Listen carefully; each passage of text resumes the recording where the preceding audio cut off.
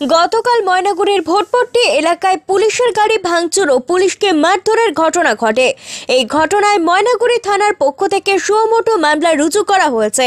থানা সূত্রে জানা গিয়েছে 450 জনের বিরুদ্ধে এই মামলা রুজু হয়েছে। এখনো পর্যন্ত 19 জন গ্রেপ্তার হয়েছে।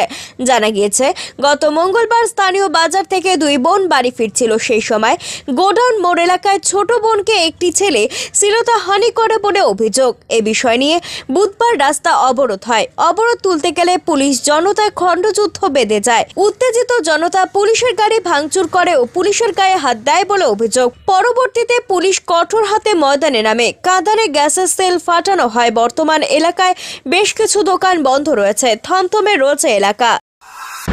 কোথায় বাড়ি আপনার? বাড়ি এখানে। বলছি বাজারে কিরকম লোকজন দেখছেন? বাজারে খুব সংখ্যা কম আগের তুলনায়।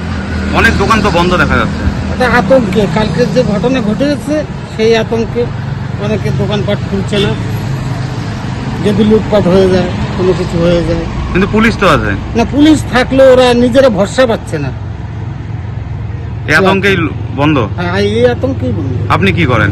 আমি ফুচকার দোকান করি। আপনারও বন্ধ? আমার না, বিকেলে আসবো। আপনি খুলবেন? কিন্তু কাস্টমার নেই। কাস্টমার এখন দেখি, আসি আগে, লোকজন তো নাই।